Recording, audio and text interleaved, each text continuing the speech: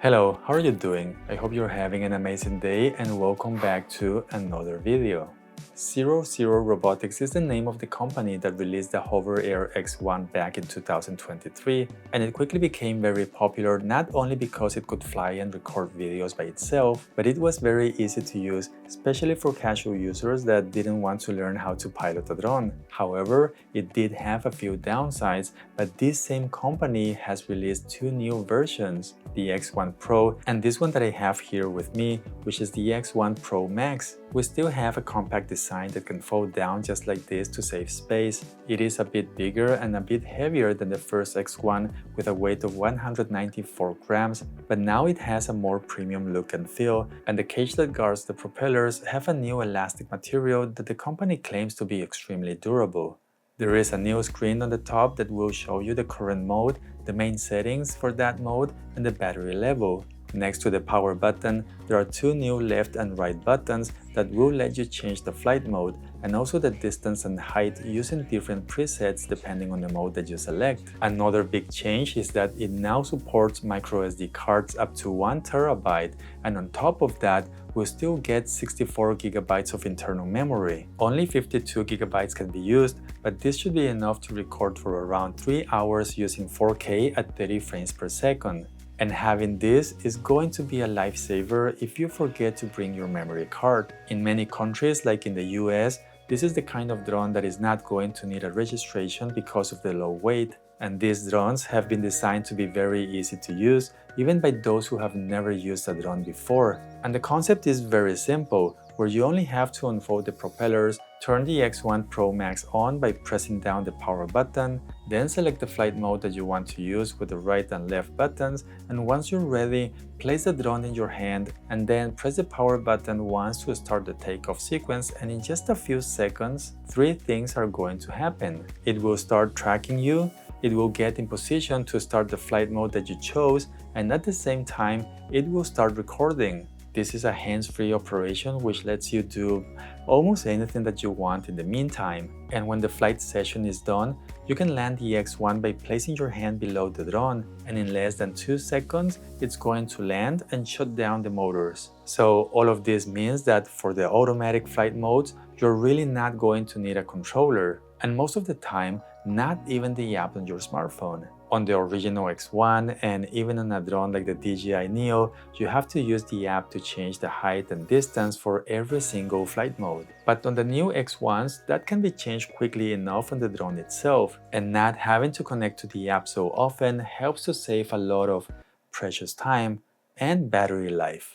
Of course, there are other settings that can only be changed inside the Hover app, for example, the resolution and the frame rate, and the app will also let you fly in manual mode if that's something that you want. I really wish that we could start the flight modes using the app and also have some kind of big and clear emergency stop button just to be able to stop the X1 if we see that it's going to hit something. But after playing around with the app, I realized that we have two options to stop the automatic flight by pressing the landing button, which, by the way, I have no idea why they chose this name because the drone is not landing, at least not yet. So anyway, when you press it, it makes the drone stop and come back to you. And the second option is selecting manual control, which also stops the X1 and lets you take control to keep flying with the joysticks on the app. Nevertheless, I think that having the drone connected to your smartphone is a great idea if you're somewhere where you can potentially crash. So some of the downsides that we had on the original X1 were the small size of the sensor and also the low resolution. Pro Max now has a 1/1.3-inch sensor. This is even bigger than the one on the DJI Neo, and a bigger sensor means more light. So I wanted to compare them both in low light to test if there is a difference or not,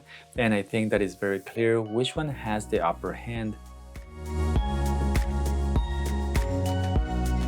On the new Pro Max, we're also getting a maximum resolution of 8K at 30 frames per second, and this is going to work if you want to use manual mode or any of the automatic flight modes. The video quality, in my opinion, looks very good, and it does have a nice bitrate of almost 90 megabits per second. We have the option to record using H.265 or H.264, and these new drones can record 4K videos at 60 frames per second, and these are just a few examples.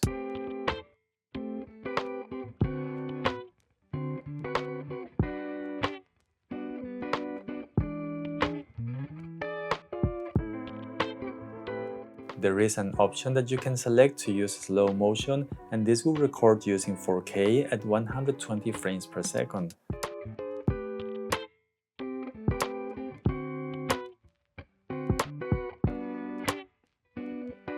The X1 Pro Max supports 10-bit color, but this only works if you select HDR mode, but this will not support videos using 8K. Using vertical mode is possible if you're using the automatic flight modes. It doesn't seem to work in manual mode, and you will not be able to use HDR, 8K, or 4K at 60 frames per second. You can use manual mode with your smartphone. You're going to have a live view. You can choose between a virtual joystick or buttons, and there are going to be a few settings that can be changed. I do like that this mode allows you to use manual settings, so you can control the exposure compensation, the ISO, and the shutter speed. And for some reason, you can't change those values for the automatic flight modes, and I wish that we had the option to change the sharpness as well, but a recent update is now letting us use different filters and a new cinematic color mode as well. The stabilization on the new X1 Pro Max is fantastic, and there is a reason for this that most channels are not even talking about. The first X1 and the DJI Neo, they both have a single-axis gimbal, and they have to rely just on the electronic stabilization. But the new X1 Pro Max has a 2-axis gimbal, and this helps to make your videos way more stable. It helps to keep the horizon straight, and we also have an electronic stabilization. This combined with the mechanical gimbal is going to give you better results than having one axis alone. And if you pay attention to all these videos, they were shot on windy days. The drone was moving all around because of it, but the videos, although they might not be perfect, I feel that they look really good. There are 4 basic flight modes that you can select: hover, zoom out, orbit, bird's eye, and then we have 3 other modes that are going to track you when you're moving, which are follow, side follow, and dolly track. Hover is going to get the drone up and it will stay up in the same position. The camera will keep tracking you no matter how much you move around.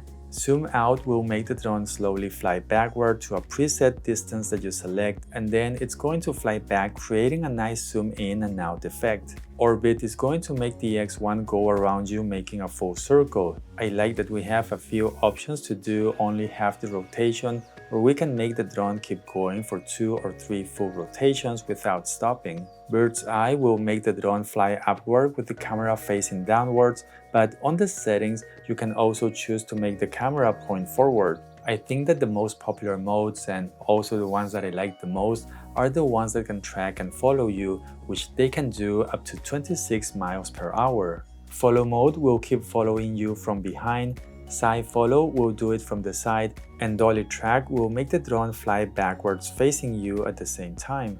You can customize the view or angle to low, flat, or high, where each of these are going to give you a different perspective, and then you can select the distance that you want between you and the drone, where the options are close, medium, and far. We do have a backward proximity and a vision sensor that work if you're flying manually or if you're using zoom out or dolly track. This is a collision detection system and will stop the drone from crashing. But keep in mind that this is not an obstacle avoidance system. It's not the same, and small things like a thin branch might not be detected, so you should always be mindful of your surroundings. But I do have to say that this drone was doing a very good job keeping up with me even when I was walking or running between different obstacles. But just like with other tracking systems, tight spaces are going to be more challenging. And at some point, I just wanted to test if this was going to follow me, if I was going upstairs or downstairs, and well, I think it did a good job when I did that.